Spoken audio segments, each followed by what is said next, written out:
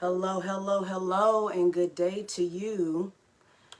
I am here live with you, just pulling up Facebook on my laptop so I can read comments as we go along. How are you today? How we doing? How we feeling? Let's see here.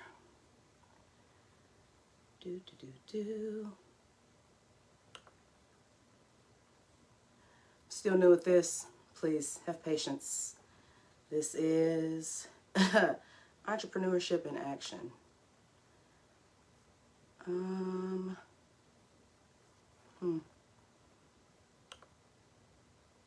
Hold on, almost there. Let's see. Oh, hey, cousin. Okay. Where am I? Let's see. Here we are. Now I can see comments as they're happening. Nope. JK. There we are. Haha. Okay. So, let me get this party started. If I get my screens. Okay. So, thank you for joining me live. If you're watching the replay, hit replay or type replay in the comments.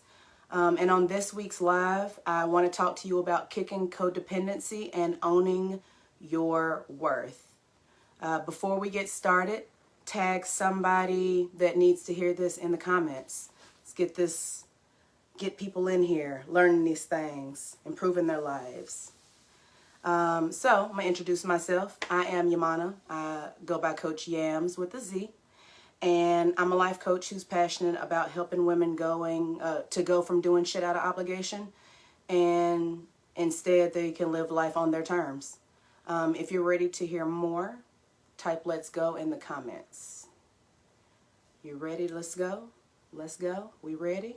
Okay. Let me get right into this. So, what is codependency? Dr. Exelberg says codependency is a circular relationship in which one person needs the other person, who in turn needs to be needed. The codependent person, known as the giver, feels worthless unless they are needed by and making sacrifices for the enabler, otherwise known as the taker. The term codependency came about in the 50s. As a way to support people in toxic relationships with loved ones who abuse alcohol, substances, or whatever their vice. Any relationship can be codependent. That includes family members, friends, partners, at work, wherever. No relationship is off limits. And codependency can impact you emotionally, mentally, physically, and spiritually. Codependency in my life looked like me avoiding conflict. It looked like me solving other people's problems. I have carried the weight of fixer a good portion of my life. Overachieving and perfectionism, especially in grade school, had to bring home those A's. And at work, just going above and beyond in everything that I do. Staying in unhealthy relationships for longer than I should have.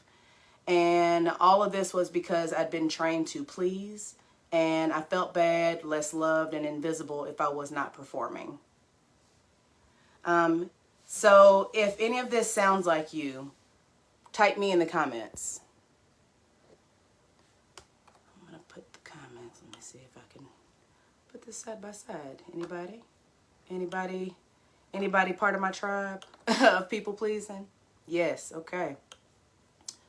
So, let's see here. There we go. Let me slide down. So, my life after codependency. After codependency work that I did, I have learned to trust myself and make healthy, well-informed decisions. I refuse relationships that don't offer an equal give and take. I don't take people's shit regardless if it's going to cause conflict or not. My relationships are healthier, which makes them more fulfilling. And another thing is I have more confidence. I know my worth. And I love myself more than I ever have. I have actually been on a weight loss journey in addition to the work that I've done. And I've released nearly 20 pounds in the last 2 years. And the weight is still coming off. I seriously haven't been the current weight that I am now for almost 15 years. I have time and energy to explore what Yaminah likes and doesn't like. And I remain curious as I constantly learn more about me each day. And I have the mental capacity to dream what my future life looks like. Last year, I declared that I wanted to build a six-figure business. And then I was like, I want to go further than that. I want a 7-figure business. And I want the option to retire by 50. And so I'm working every day towards that. If you want these types of results in the comments, if you want these type of results, type yes in the comments.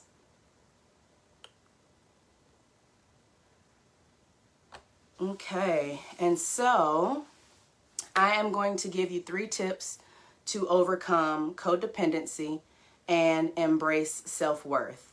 Number 1, you're going to speak kindly and truthfully, especially to yourself. There is power in the words that you choose to use. Saying, I get to, instead of, I have to. It has a different energy to it. Pick better words than the extremes. Instead of always or never. These are usually not true. So pick words that are more aligned with what you're actually trying to communicate. Look at yourself in the mirror, smile, and say something nice to yourself every single day. People want things from external factors, external people, but you're not giving yourself the same thing that it is that you want. Give yourself what you want. Give yourself love. And use affirmations to have that positive uplift in things throughout your day. You can listen to them. You can create your own. You can get an app even. I have an app that sends them to me throughout the day. Sprinkles of goodness throughout the day. Rearrange those negative phrases into something positive and productive. Most things in life are neutral. That traffic on the way to work, it's not there to intentionally piss just you off. It's just traffic. How you're choosing to respond to it, the emotions that are triggered within you, that's a you thing. You got to figure out what that's about. Instead of saying, I hate Mondays, say, I'm excited to see what this new week is going to bring. Instead of, I'm waiting for the other shoe to drop, try saying, I'll survive this temporary setback because it's going to be temporary.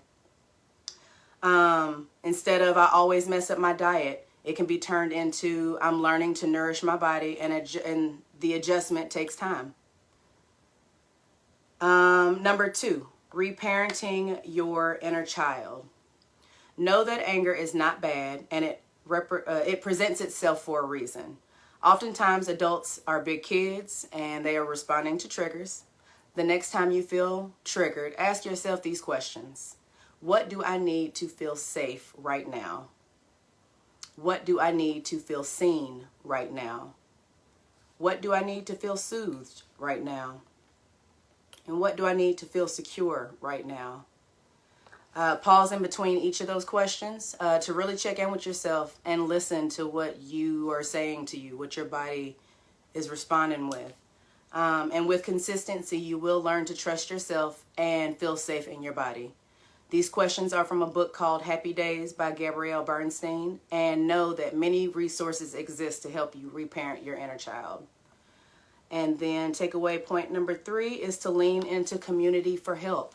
Community can be real life, it can be virtual, it can be resources that you have come across. An example of real community, friends, preferably healthy, therapists, mentors, coaches, such as myself, and anybody in real life that you're engaging with. And then virtually, it can be groups that are offering support around similar interests. So people who have codependency, there's CODA, which stands for Codependents Anonymous. For me, I'm in several entrepreneurship groups on Facebook because that is the realm that I'm steeping myself in, because that's where that's the direction I'm going in. If you're into stocks, if you're into yoga, movies, literally anything, there is something out there for everybody to find their tribe. And then resources can be podcasts, newsletters, apps, books, online courses. There's tons of free resources out there, paid resources out there. And I advise that you just try different things. and keep what you like and release whatever doesn't serve you, because some stuff is going to stick and some stuff is going to be like, you know, I don't actually like that much. And that's okay. You are the master of you. You're the only one that knows what you like and don't like, and explore that. And then the resource I want to leave you with is risingwoman.com. I'm going to share a specific link in the comments around for a specific, it'll take you to a place where she has something on there for inner child work specifically. And she also has a YouTube channel, and I'm going to share that in the comments as well. Any questions? Any questions? Thoughts? Let me just see. I don't see any questions. Okay. Well, if you are ready to stop feeling stuck in codependent relationships, schedule your complimentary call valued at $200 with me at chatwithyamz.com. That's Yamz, Y-A-M-Z, to see if we're a good fit to work together. I'll also put my link in the comments for you. If you got something out of this live, share it with somebody, tag some people, friend or foe. Everybody can stand to learn a thing or two. And join me every Monday at 5:30 Central Standard Time, where I will be serving up 10 minutes of food for thought with actions you can take that you'll feel inspired to take. This is where I'll leave you for now. And thank you for sharing your time with me. I'll see you next live. Take care.